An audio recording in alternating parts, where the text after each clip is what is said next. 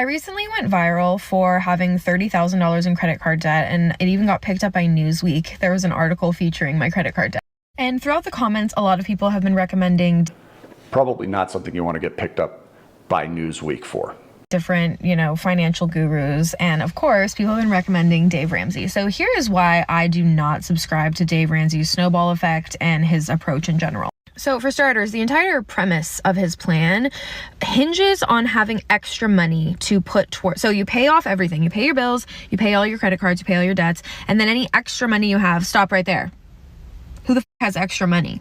So then he's like, aha, yes. A lot of people have extra money. If you don't have extra money, get a second job, get a third job, eat rice and beans. That's actually something I joined a Dave Ramsey private Facebook group. People all the time reference rice and beans, rice and beans. I'm sorry. I'm not willing to do anything to get out of debt. I'm not willing to eat rice and beans every day. I'm not willing to have 3 jobs and not spend time with my children. I'm not willing to forego my favorite salad on a Friday when I feel like getting one. My bills and my debt is so tremendous that $20 here, $100 there is not making an impact.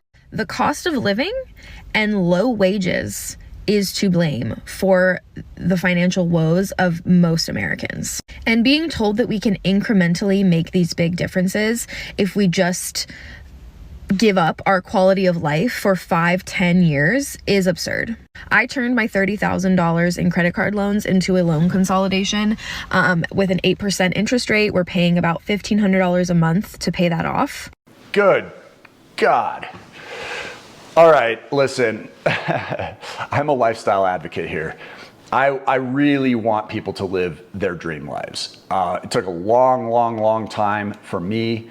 It wasn't until my mid-30s that I was able to really start to settle in and design a dream life for myself, which I now currently get to enjoy. It's a complete blessing and privilege, but it was purely because of the decisions that I made in my past. So while I can appreciate her wanting that, what she has failed to do at any point in this video is take any personal responsibility or accountability for the past decisions that she made before. You can tell that she still refuses to make those changes by denying the fact that $20 here and $100 there is actually going to accelerate her ability to eliminate this, while in the same breath say that they've moved all of their debt over to a debt consolidation loan where they're paying $1,500 a month is insane to me. $30,000 worth of debt is a ton, but it isn't the worst by a long shot. She could have this paid off in no time. It sounds like they're on at least a solution-based path with the debt consolidation, and they're at least aware of this, but I fear that this woman is going to continue to make stupid decisions, and I wouldn't be the least bit surprised if within 5 or 10 years from now, she is still at least $30,000 worth of non-mortgage or consumer-based debts, because it just doesn't seem like she's taking any responsibility for what she did. Even having children, it sounds like she had children before she could afford them. If she's saying she can't go out and get a second job because she has to take care of her children, the second job is to pay off for purchases you made before. So I'm concerned that they're still not going to be able to afford their lifestyle choices here. That one's a little bit annoying. So good luck to her. All right, I can see why Newsweek picked that one up. How about you guys? All right, let's check another one here. Currently drowning in $60,000 worth of debt. I decided to create this secret account to hide from my friends and family who have no idea how bad my financial situation is. My husband works 72 plus hours a week. By the time bills and minimum payments for our credit cards are paid for, there is chump change left for groceries and gas. I'm at my wit's end because I don't know what else to do. We don't even have extra $10, $15 to throw towards debt at this point. And I see that this trend is working for a lot of people. They're trying to pay off their husband's trucks. I'm really just trying to get in a better financial situation because my worst fear is that my husband can't go to work or something happens and we lose everything. We have no savings. We have nothing to fall back on. So please help me out. Engage from the bottom up. Hit all the buttons. Tell me how much debt you are in. You are not alone. Let's help each other out. There is enough to go around on this app. So yeah, I think that's a new trend here on TikTok. So people are just posting about their financial journeys, and because of the followings and the views, perhaps you can monetize the social media aspect, and that then becomes somewhat of a side hustle that can be thrown towards the objective of getting out of debt. So it's sort of a self-fulfilling prophecy here. Kudos to her for getting brave and putting it out there. I would be terrified to do that if I were her. It sounds like they've really messed up. And when I say they, I mean her. She's hiding this from family and friends. I wonder if her husband even knew about this $60K. But getting out of debt is unsexy. It is. And this is one prime example of just how unsexy it can be. I mean, this is a pretty significant confession that she's coming online and making to a global platform. I would imagine this is going to get back to her, especially if it starts to go somewhat viral, which she does want, because she wants to get those views and she wants to be able to monetize this journey. So I wish her the best of luck. It sounds like they're in a very, very risky situation at the moment. And boy, you go back to that expecting the unexpected thing. Yeah, this one is, hopefully we catch some updates about her, some positive updates in the future. So good luck to Ashlyn on that one. What's a bad financial decision that you regret making in life? When I was 18 and I decided to open 5 credit cards. I think that was the worst thing I could have ever done. Yeah, why do you say that? Because when you're 18, you think you're like, oh, okay, I'm gonna spend all this freaking money. That is free money. Free money, and then you gotta pay back. And you're 18 and dumb. And you're like, Victoria's Secret, credit card here. Like, you know, it's all cool, but then you get into debt. So that's probably the worst. So if you're 18, don't get credit cards. Be smart about it. Open one at a time. Pay it off. Pay it every month. I'm gonna give you that. And then what was the amount of debt you were in? It wasn't that much, but it was about 4K. Okay, you paid it off already? I paid it off. Learned my lesson, and now I only use credit cards for emergencies. That's fantastic. I love these videos. I think these are really inspiring. She gives some great advice there. The only thing that I would obviously suggest, once you've achieved a bit more fiscal responsibility and you're disciplined enough to realize that paying your credit card off in full every single month is the only way to use a credit card, I think you can advance out of only having them for emergency purposes. In fact, potentially there's other sources of emergency capital that could be available. For instance, a high yield savings account might be a good option for you. It's completely liquid, but it's earning money, and it's cash in the bank. You don't have to go into debt in order to cover the cost of an emergency. But beyond that, I would say using a credit card for every single everyday expense that you were already budgeting for is actually the more technically financially beneficial way of using a credit card, because there are some really great reward credit cards out there. That is only something that people who can remain disciplined and pay their credit cards off in full every single month should be looking into. But other than that, I love this video. Let's go ahead and take a look at another one here. Did I get myself into $10,000 of credit card debt before the age of 25? Let me tell you, this is a cautionary tale. When I graduated college, I had no credit card debt. None. Literally not a penny. So I did not know how soul-crushing credit card debt could be. So after I graduated, I took a job, my first big girl job, moved to Ohio. We don't talk about that. Ohio's where I learned about credit cards. I took a pretty good paying job for being just out of school in the industry that I was in. I think I was making like $35 an hour, which was like really good, I thought, for being 22 and being in the apparel industry. I thought I was wealthy. I was spending money like I was wealthy. I had a clean slate, no credit card debt. I could have built myself a very solid financial foundation. I could have started saving. I didn't have a savings either, by the way. I had no debt, but I also had no money. I could have built myself a solid foundation, and I could have made some smart financial decisions. But I did whatever the opposite of that is. Paid for the nicest apartment that I could afford in Ohio, which was pretty nice because it's Ohio. Paying for like weekly workout classes. I did boxing like 4 times a week. Do you know how expensive that is? I had no business doing that. Should have been at Planet Fitness. I was shopping, buying whatever clothes I wanted, buying whatever I wanted because I was wealthy. And this is where things take a turn. My friend says, let's go to Europe. She says, let's go to Europe. And I say, okay, where, when? I'm in. Again, I didn't have money. I did not have the money to go to Europe. But what I did have was a Delta credit card. I had a Delta credit card that I had applied for because I knew I was going to get the Delta Sky Miles to go with it.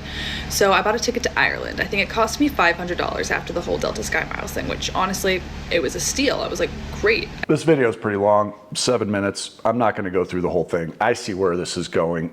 it's obviously a pattern here, folks. Why are people spending money they don't have? It makes no sense to me.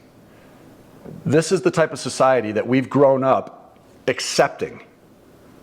This consumer-based, buy it now, worry about it later type of mentality is going to trap you. And you will have a seriously compromised future because of it. So we obviously know how she got into $10,000 worth of credit card debt. It was by making stupid decisions. It sounds like she had every opportunity to do things the right way, and she just blew it. Let's go on to Amaya. I recently posted about the fact I'm 26 years old and I'm in $95,487.73 worth of debt, and I want to talk about it. Up until 24 hours ago, I did not know that was actually the total of all of my debt, credit cards, and student loans. That number also does not include my auto loan, and if we are adding in my auto loan, the total number is $110,938.83. Since totaling up all of my debt, I don't think I've actually... Why wouldn't she add in the auto loan to begin with? Let's not call it 95 when it's 110. gotten one good breath of oxygen in the last 24 hours. I feel like there is an elephant sitting on my chest, and I don't think I can sit still because all I keep repeating is $95,487.73. All of this debt was racked up through decisions I made between the ages of 18 and 26. My first associate's degree I got from a community college and I didn't have to pay for because of the Pell Grant, but I decided to go to a university and got my bachelor's degree, which is where I really started to rack up the debt. Then in the last 2 years, I decided to finish a nursing degree at a community college in the last 2 years, but that's where I started to rack up even more debt. What really sucks is realizing that the majority of these student loans is not from tuition. It's actually from living expenses and living way above my means. My debt comprises of 2 credit cards, 5 federal student loans, and 5 private Sallie Mae loans. I can handle the federal student loans, but when I tell you Sallie Mae is bending me over and not in a way I like, it's actually insane. Sallie Mae is genuinely evil and they prey on young students. And the reason why they take advantage of young students is because they know if you're reaching out to a private loan like that, you genuinely need it. Out of the 5 Sallie Mae loans I have, one of the interest rates that is the highest is 16.28%. The lowest interest rate I have with Sallie Mae is 9.88%. Now, my federal student loans are between 4 and 6%, which I think is manageable. Although I had parents who would tell me what I should or shouldn't do, I never had anybody really sit me down and fully teach me financial literacy. I never had anybody sit me down and really explain to me the scope of what I was doing and what it would look like in the future when I had to pay for it. In the moment, all of the student loans just felt like fake money because they just kept coming and I just kept spending. Exactly. Ignorance is bliss, right? What we don't know can't hurt us. Guess what? Now she's aware and that so-called elephant is in the room with her. But it was always there, right? So just ignoring the problem doesn't mean the problem doesn't exist. It's actually a much greater threat than being able to acknowledge that that danger is around the corner and starting to prepare yourself for how you can deal with it. So I give this gal a lot of credit. It sounds like she was, turning a blind eye to this stuff for a long, long time and has recently decided that that's not working and is now dealing with it. Sounds like she's really starting to take some time to educate herself, acknowledging the fact that our school system has failed us all. And I really wish her well. I think that she seems really bright and hopefully she can get this under control. It's not going to be easy. Debt payoff can take a very long time. But if you are committed to it and you do work those extra hours, yes, it might require picking up a bit of a side hustle, even if you're just driving for Uber or another carrier service. Maybe you're out bartending when you're able to at night, doing absolutely anything possible, including posting on social media, generating multiple streams of income. It can quickly turn into an extra $1,000 per month, $2,000 per month, or in some cases even better than that. And that means that you can really accelerate something that might take 10 years to get out from under down to say 5, right? If you can cut that in half, that's huge. What if you could cut it down to just 2 or 3? Again, I show many videos on our channel here that demonstrate exact case by case, penny to penny examples of how hundreds of thousands of dollars were wiped out in a handful of years. So it is possible, and I really like the angle on that video a lot. All right, we've got one more that I want to check out here. I know this video is going long, but I love this stuff. So let's just keep moving forward. I have a question. How much credit card debt are you in? Because for context, I'm 26, I've been working since 17, paying for my own shit, moved out at 18, have been independent ever since. and I have $10,000 worth of credit card debt. And I will be the first to admit that I'm not perfect. I've definitely paid off medical bills and like emergency vet visits and things on my credit card, but I've also bought a lot of dumb shit. But it's like people my age have $55,000 worth of credit card debt. Do you see how my eye's twitching? That shit stresses me out. Like $55,000 is my take-home salary from my last job. Like, I think I'm just morbidly curious on like what gets you to the point of $55,000 worth of credit card debt? Also, who gave you $55,000 worth of credit in general?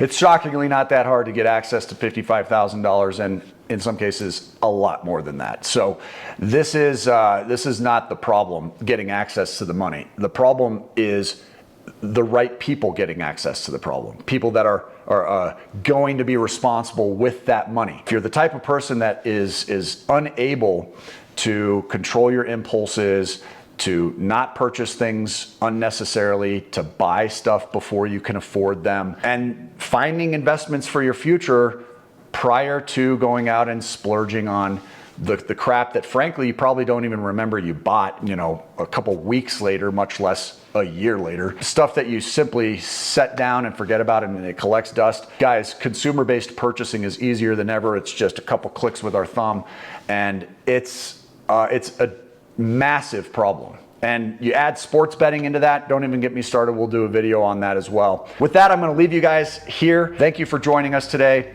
Subscribe to the channel, and in the meantime, keep on cash flowing. Take care.